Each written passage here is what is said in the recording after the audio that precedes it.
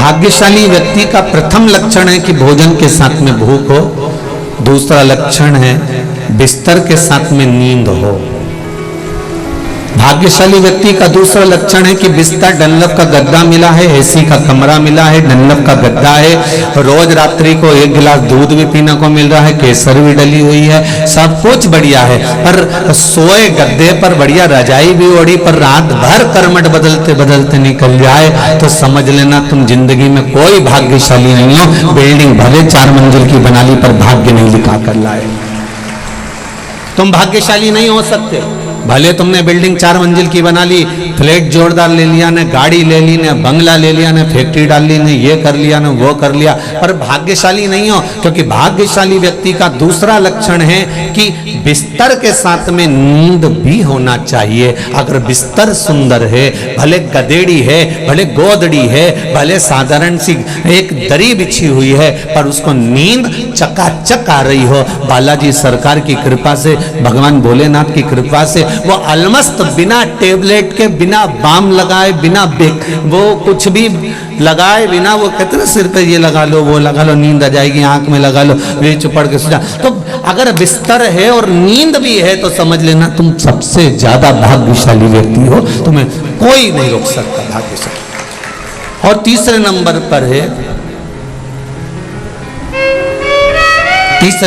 पर है अगर तुम्हारे पास में धन है और धन के साथ में आप वो धर्म में जुड़े हुए हो तो समझ लेना कि आप भाग्यशाली हो।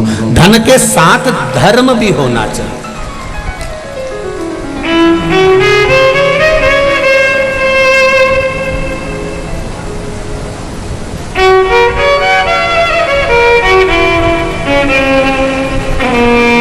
अरे कोड़ी कोड़ी माया जोड़ी, कोड़ी कोड़ी माया जोड़ी, अंत समय यहीं छोड़ी,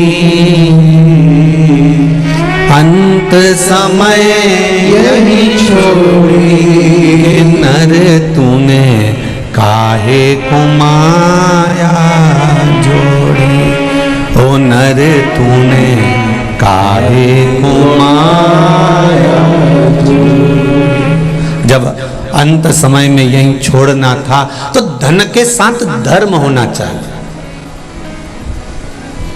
सुराना परिवार ने आज सिद्ध कर दिया कि धन के साथ हमने धर्म को साथ लिया है।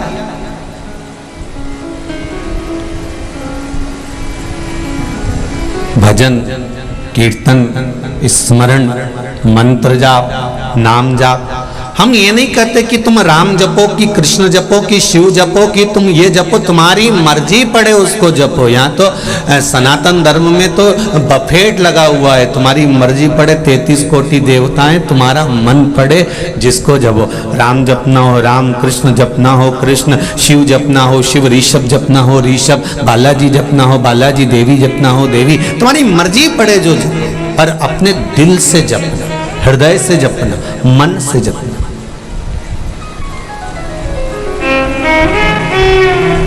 ऐसा नहीं कि संसार में आने के बाद दुख नहीं आएगा। और जो महाराज तुमसे कह देना कि हमारे पास आओ, हम तुम्हारा सारा दुख काट देंगे, तुम्हारे पास जिंदगी में कभी दुख नहीं आएगा, समझ लेना घपलाबाज है ये। महाराज नहीं है, घपलेबाज है। जो तुमसे कहे कि मैं गारंटी देता हूं कि तुम्हारी जिंदगी में दुख नहीं आएगा, तो यहाँ शिव महापुराण की कथा में माता पार्वती जी से शंकर भगवान नंदन बन काशी में कह रहे हैं, पार्वती मृत्यु लोक में 2 कारण से मनुष्य का जन्म होता है। पहला, मनुष्य का 2 कारण से जन्म होता है। पहला कारण है कि भगवान का भजन करना, और दूसरा कारण है अपने कर्म का भोग भोगना। जब कर्म का भोग भोगने के लिए हमारा मृत्यु लोक में जन्म हुआ है, जब कर्म का भोग भोगने के लिए हम पृथ्वी पर आए हैं, तो कोई कैसे कह सकता है कि तुम बिल्कुल मैं बैठा हूं और गारंटी देता हूं और तेरे जीवन में दुख नहीं आएगा और तेरे जीवन में दुख नहीं आने दूंगा, तो ये व्यर्थ की बात है। आए हो मनुष्य लोक में, इस मानव का शरीर मिला है, परिवार मिला है, कुटुंब मिला है, रिश्ते नाते मिले हैं, तो दुख तो थोड़ा ना थोड़ा आएगा।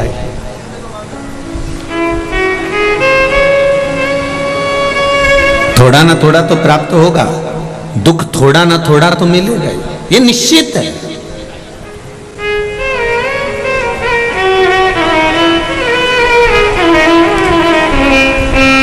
जो डनलप के गद्दे पर सोते हैं और बादाम काजू खाते हैं,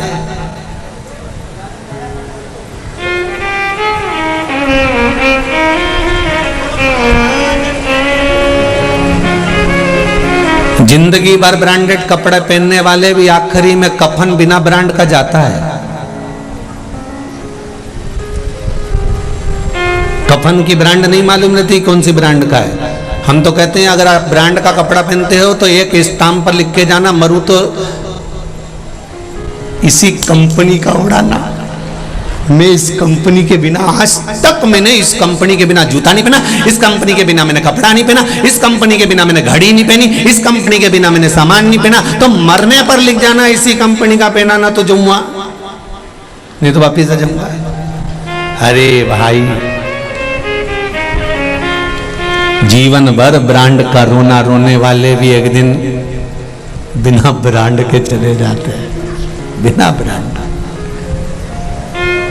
अब शिवजी पार्वती से कह रहे हैं कि कोई तुमसे कह दे कि तुम मेरे पास बैठो, मैं तुमसे ये कराऊंगा और तुमको दुख नहीं आएगा और तुमको तकलीफ नहीं आएगी। अच्छे से अच्छे भी एक ना एक दिन दुख के मारे नयन में जल झलक ही जाता। भगवान राम कौन थे? भगवान राम। तो क्या भगवान राम की आंखों में जल नहीं आया? सीता जी का हरण हुआ, पिताजी की मृत्यु हुई, कितना कष्ट 14 वर्ष वन में भोगा और आने के बाद भी जानकी जी का परित्याग करना पड़ा, कितना दुख भोगा होगा। भगवान कृष्ण का चरित्र उठा लीजिए। क्यों? क्योंकि मृत्यु लोक में अगर परमात्मा भी आया है तो उनको भी थोड़ा ना थोड़ा संसार सागर में भोगना।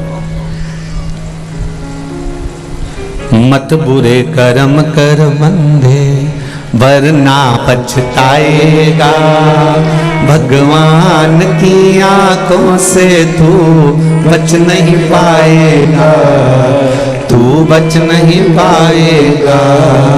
अरे ओ अज्ञानी मत करना तेरे कर्म का फल भी तू ही पाएगा, जैसा किया तूने तेरे आगे आएगा। मत बुरे कर्म कर बंदे, मत बुरे कर्म कर बंदे वरना पछताएगा, भगवान की आंखों से तू बच नहीं पाएगा, तो बच नहीं पाएगा। तेरे कर्म का भोग तुझे भोगना ही है। एक बात हमने पहले भी कही, आज फिर कह रहे हैं, सुन लो रे राजस्थान वाली जी और जी जाऊं, अच्छे से सुन लो।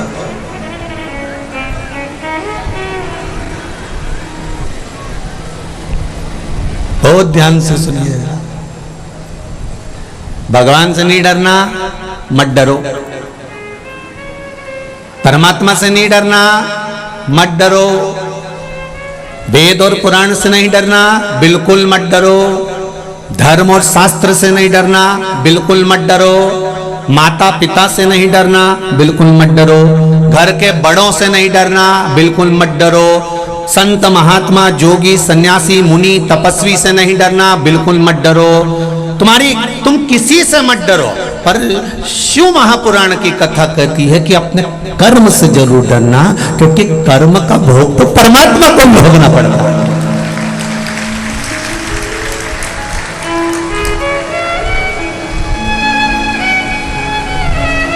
सीता जी ने एक चिड़िया को कैद में रखा था तो माता जानकी को कैद में रहना पड़ा। राम जी ने छुपकर बाण मारा था उस बाली को, तो कृष्ण अवतार में बाली ने छुपकर बाण मारा था भगवान कृष्ण के चरण में। कर्म का भोग तो भोगना है। बमूल का पेड़ लगाओगे तो बमूल ही आएगा, और आम का लगाओगे तो आम ही आएगा। हाँ, अभी अभी थोड़ा सा जो नर्सरी है ना, नई नई नर्सरी में ऐसा हो रहा है कि बमूल के पेड़ में भी आम पैदा कर दे रहा है। ये नई नर्सरी है। तो हमने पूछा ये कैसे हुआ, तो कहा ये बमूल के पेड़ में ऐसा कट लगाया, उसमें आम का पौधा ऐसा फंसा दिया, और फंसाने के बाद में उसमें हमने आम पैदा कर दिया। देखो गुरुजी, हमने पूरी कहावत चेंज कर दी कि बमूल के पेड़ में भी हम आम पैदा कर सकते हैं। तो हमने कहा हम भी तो वही कर रहे हैं, कलयुग में शिव युग लिया है, और इससे बढ़कर क्या चाहिए। अब तुम बमूल के पेड़ में तुम आम फंसा रहे हो और आम पैदा कर रहे हो, तो हम भी मना नहीं कर रहे। पर हो सकता है कि हमारे पूर्व के कर्मों को, जो बेकार कर्म है, उस कर्मों को हम भगवत भजन के माध्यम से, स्मरण के माध्यम से, मंत्र जाप के माध्यम से, भगवान की भक्ति के माध्यम से, भगवान की सेवा के माध्यम से हमारे कर्म को काट कर हम अच्छा कर सकते हैं।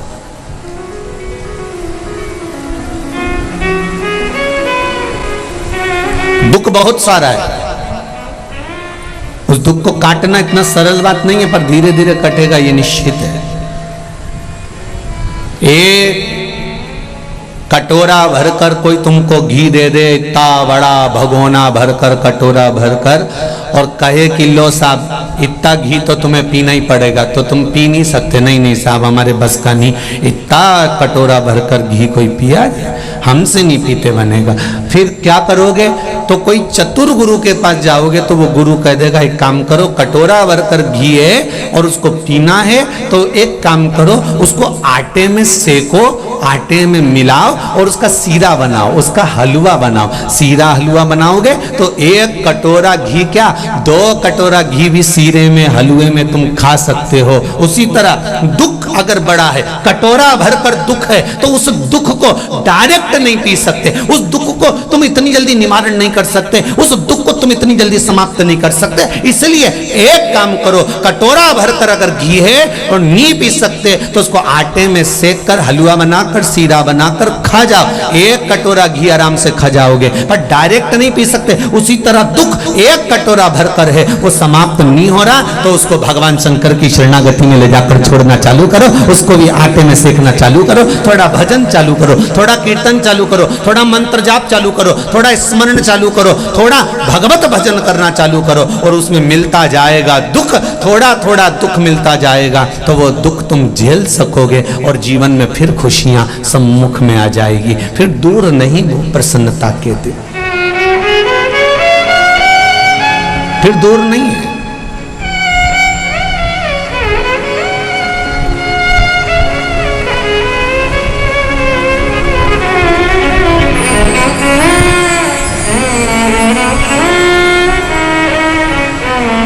आज हमारे सुदाना जी के बच्चे दोनों कह रहे थे, गुरुजी हमारा परिवार घना प्रसन्न है इस कथा से। हमने कहा परिवार का सबसे बड़ा लक्षण यही होता है कि जब परिवार का एक व्यक्ति अच्छा काम करे तो पूरे परिवार के चेहरे पर प्रसन्नता होना चाहिए, यही परिवार का लक्षण है।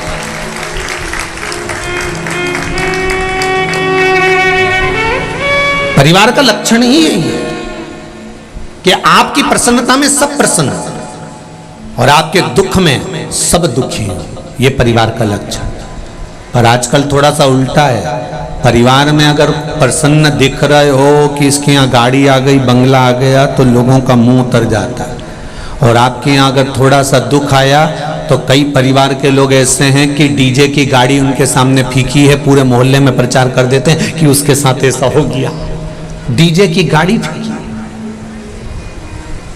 बहुत सुदाना जी प्रसन्नता का विषय है कि आपका परिवार बड़ी प्रसन्नता का आनंद ले रहा है। ये परिवार होता है, इसका कुटुंब का ये आनंद है।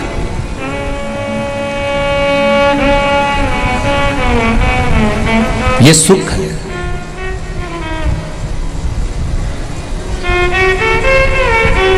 शंभो शरणे पड़ी मांगू घड़ी रे घड़ी, पुकारो, दया करी निदर्शन।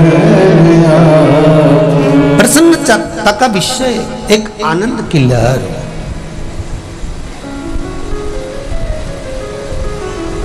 जितने लोग कथा में बैठे हैं बालाजी सरकार के इस धाम में, जितने लोग टीवी पर सुन रहे हैं, आस्था चैनल पर, जितने फेसबुक यूट्यूब पर सुन रहे हैं, दिल से बाबा को याद करना, दिल से, और दिल से कहना बाबा पितृपक्ष की कथा, श्री हनुमत शिव महापुराण की कथा सुन रहे हैं। जैसे माता अंजना के तप और बल के कारण बस श्री हनुमान जी महाराज प्रकट हुए थे उनके दुख को काटने के लिए, ऐसे ही हमारे दुख काटने के लिए बालाजी आप भी सालासर से हमारे घर में प्रवेश करिए और हमारे दुख को काट दीजिए।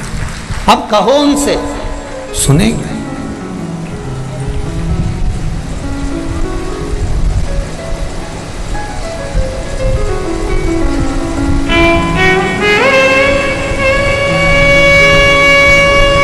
दुख भारी हो कट सकता है,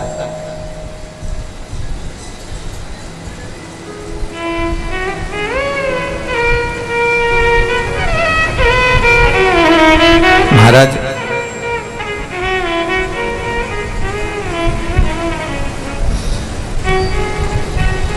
कलयुग में अमीर भी रोता है और गरीब भी रोता है।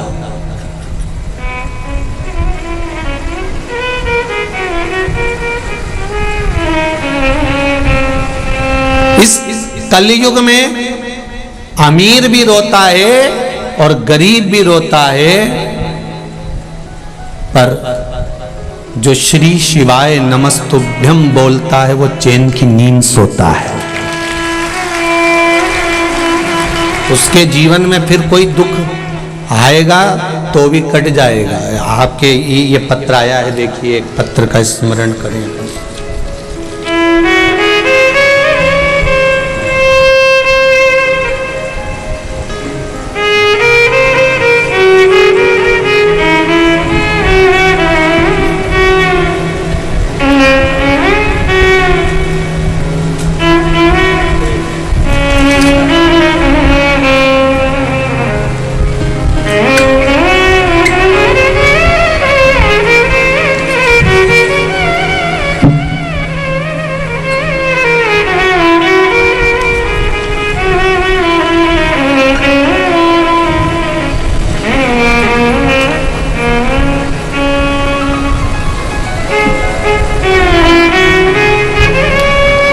चार सेक्टर पटेल नगर फरीदाबाद से आई हूँ। कहीं बैठी हूँ जिन्होंने इस पुष्टे के ऊपर अपना पत्र लिखा है।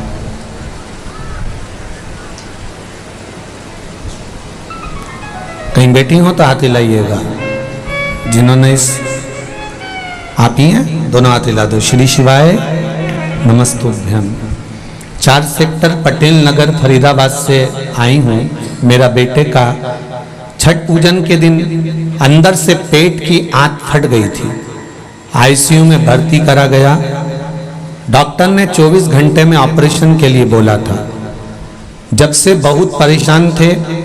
फिर आस्था चैनल पर कथा आ रही थी तो किसी रिश्तेदार ने बता दिया और हमने वो सुनी। सुनने के बाद 1 लोटा जल और 1 बेलपत्री श्री शिवाय नमस्तुभ्यम बोलकर पूजन करना प्रारंभ करी। उसके बाद से मेरा बेटा महादेव की कृपा से सलामत है। मेरा नाम आशा है और मेरे बेटे का नाम अजय है। शिव जी की कृपा से ऑपरेशन भी टल गया और मेरा बेटा ठीक होकर वापस आ गया। ये शिव, ये शंकर है। अब ठीक है बाबू, ठीक है। श्री शिवाय नमस्तुभ्यम। बैठिए। हर हर महादेव। एक पत्र और है।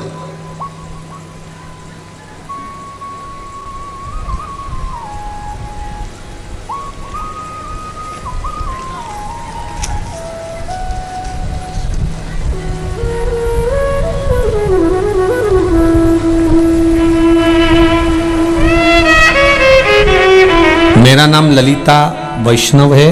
मैं पुष्कर राजस्थान की निवासी हूँ। कहीं बेटी हैं ललिता जी, पुष्कर से आई हुई हैं, कहीं बेटी हो तो हाथ हिलाइएगा। जो पुष्कर से ललिता जी आई हो वो हाथ हिलाइएगा। मैं पुष्कर पीछे हैं क्या? अच्छा दिख गए, दोनों हाथ हिला दो एक बार। दिख गए हैं, वो आगे कुर्सी वाले बैठे हैं इसलिए दिख रहा है, ठीक है। कैमरे वाले को दिख गया? पीछे हैं, दोनों हाथ हिला दो बहन एक बार। श्री शिवाय नमस्तुभ्यम, यहां से दिखा। मैं पुष्कर राजस्थान की निवासी हूं। मैं 4 साल से कथा सुन रही हूं। मेरे बच्चे के जन्म से दिल में छेद था, जिसका ऑपरेशन 2 साल की उम्र में करा दिया था।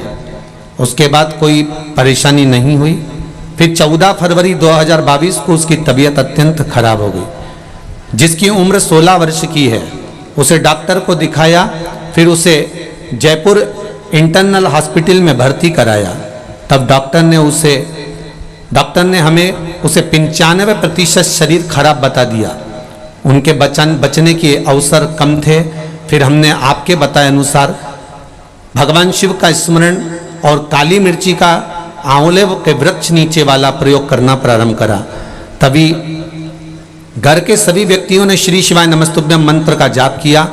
उनके शरीर का प्रत्येक भाग काम करना बंद कर चुका था। वो 21 दिन तक कोमा में पड़ा रहा। उसकी शुद्ध बुद्धि, आवाज, वाणी, नेत्र सब जा चुके थे। कोमा में 21 दिन तक पड़े रहा। जैसे जैसे हमने मंत्र का जाप किया, चढ़ाया हुआ जल लाकर उसके शरीर पर लगाना प्रारंभ किया, उसके स्वास्थ्य में सुधार आना शुरू हुआ। 22वें दिन ही दोपहर के बाद उसे होश आना शुरू हो गया। डॉक्टरों के लिए एक चमत्कार था। डॉक्टरों ने कहा था इतने दिन के बाद अगर कोई वापिस जाता है तो केवल बॉडी जाती है, पर ये जीवित वापिस अच्छा होकर जा रहा है। ये शिव की कृपा हुई है। बहुत बहुत साधुवाद बाबा का। गुरुदेव के चरण स्मरण और बाबा की बड़ी कृपा हुई। मेरा पूरा परिवार प्रणाम करने के लिए आया है। श्री शिवाय नमस्तुभ्यम। बैठिए। हर हर।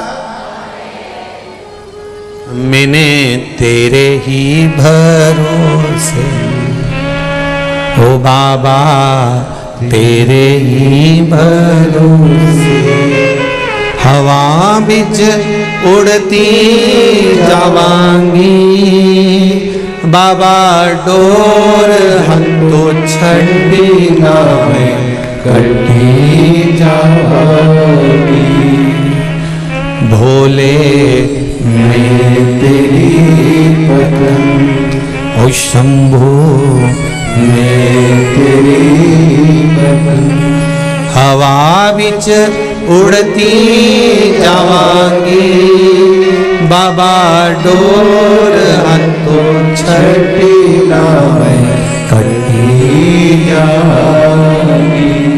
ये शिव है। भगवान शिव की कथा कर रही है महाराज। कर्म की गति बड़ी विचित्र है। ये निश्चित है कि मृत्यु लोक में आकर हमको भोगना ही पड़ेगा, संसार सागर में आकर हमें भोगना ही है। पर जो कर्म का भोग है वो भोगे मना नहीं, पर भगवत भजन कर कर उस कर्म के भोग को हल्का कर दिया जाए। पुंजिका स्थला जो अप्सरा थी, एक ऋषि का श्राप लग गया, संत का श्राप लग गया। अगर किसी से प्रेम करोगी, स्नेह करोगी, तो तुम्हारा चेहरा बंदर का हो जाएगा। गौतम ऋषि के आश्रम में रही और गौतम बाबा ने उनका कन्यादान करा। उनका नाम अंजना हुआ। राजा केसरी के साथ में मंगल विवाह हो गया, पर संतान का सुख नहीं था।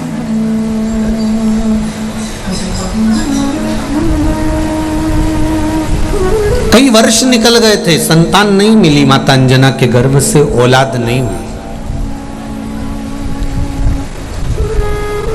जैसे माता कौशल्या, केकई, सुमित्रा इन तीनों के घर भी संतान जैसे नहीं थी तो गुरु बाबा ने पुत्र कामिष्ठी यज्ञ करवाया था। कभी कभी जिंदगी का कोई ऐसा दोष पूर्व का होता है जिसके कारणवश हमारे गर्भ में संतान नहीं आते।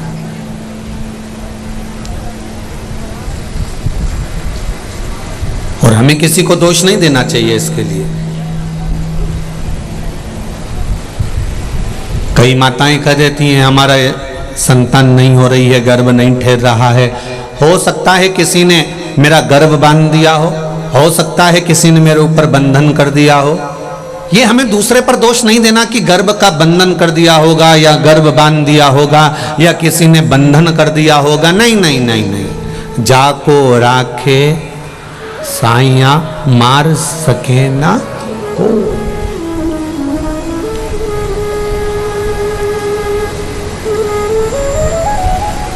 बहुत निवेदन है आप लोगों से कि हमें प्रपंच से, ढोंग से, ये जो प्रपंच होता है, ढोंग होता है, इनसे दूर रहना है। हमें अपनी जिंदगी मस्त जीना है।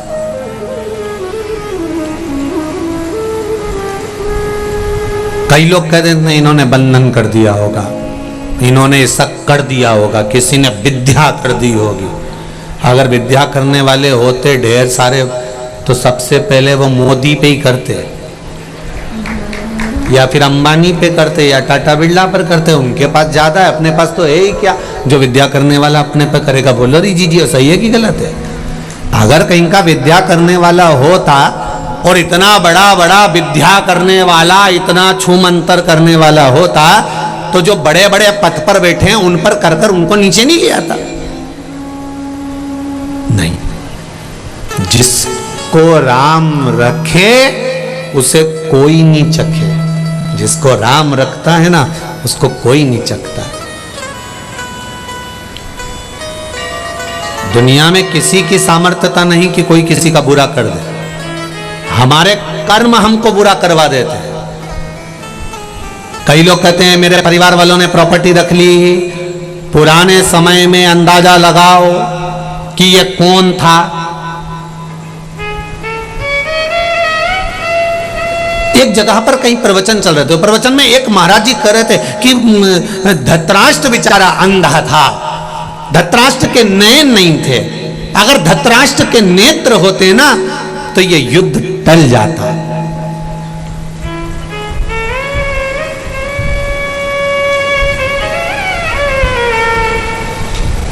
अच्छा हुआ नेत्र नहीं थे, होते तो क्या करता।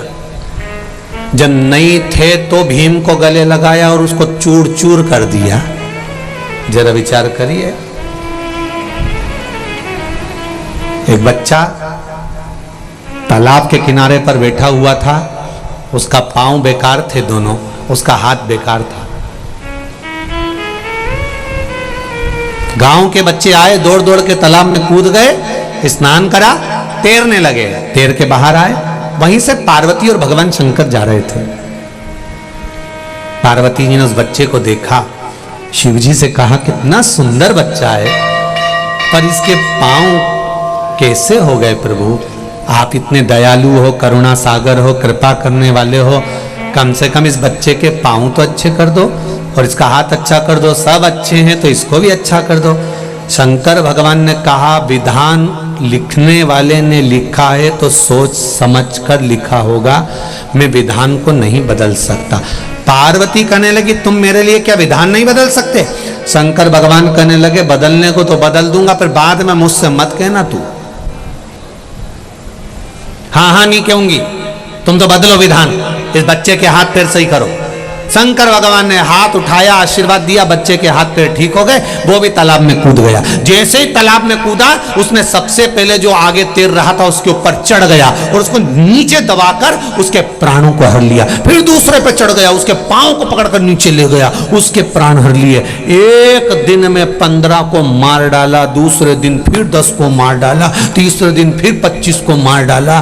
पार्वती जब गई उस गांव में हाहाकार मच रहा था, सबके घर धुआं धुआं हो रहा था, सब रो रही थी, सब पुकार रही थी, माँ तूने क्या कर दिया, पार्वती मैया तूने क्या कर दिया, हे जगतधात्री दुर्गा भवानी तूने मेरे पूतों को, मेरे सपूतों को, मेरे बच्चों को मार डाला, माँ मेरे बच्चों को बचा लो। सारे घर घर बच्चों के लिए माताएं रो रही थी। तो पार्वती जी ने शिव जी से पूछा ये कैसे हो गया? शंकर भगवान बोले उसके हाथ पैर सही करवाए थे ना।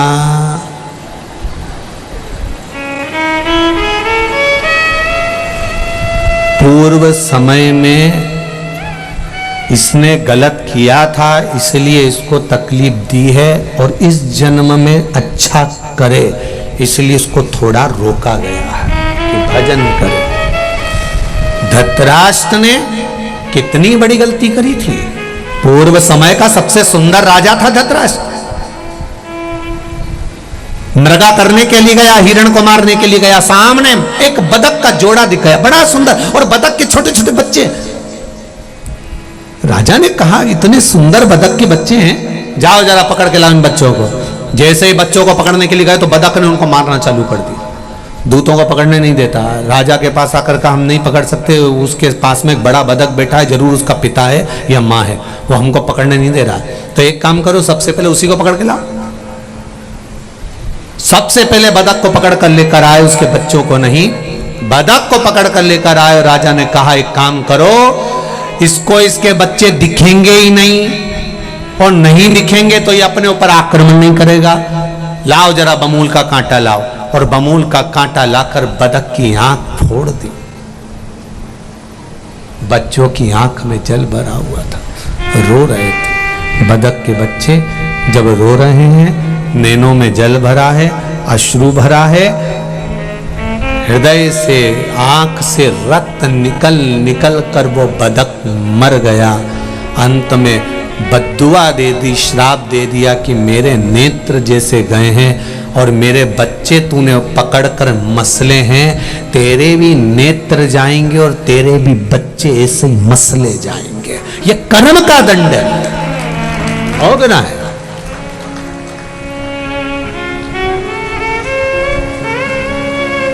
अच्छा करो ना।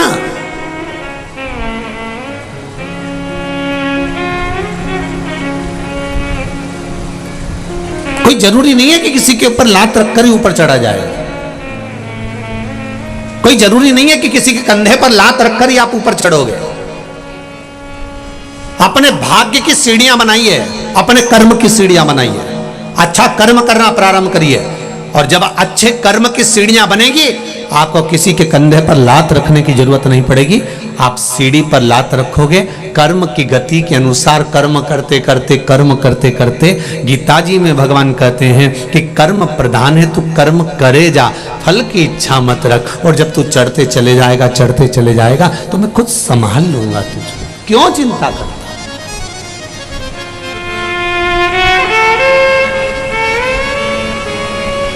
जो अनभिज्ञ हैं, जिनमें बुद्धि नहीं,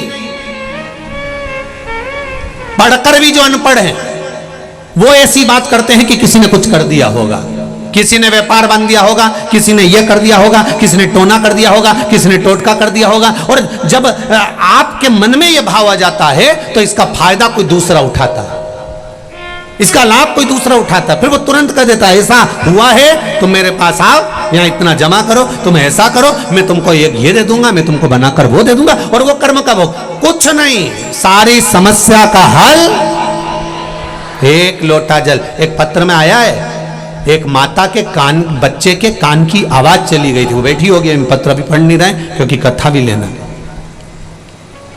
श्रवण शक्ति नहीं थी, डॉक्टर ने कह दिया यस कभी नहीं सुन पाएगा।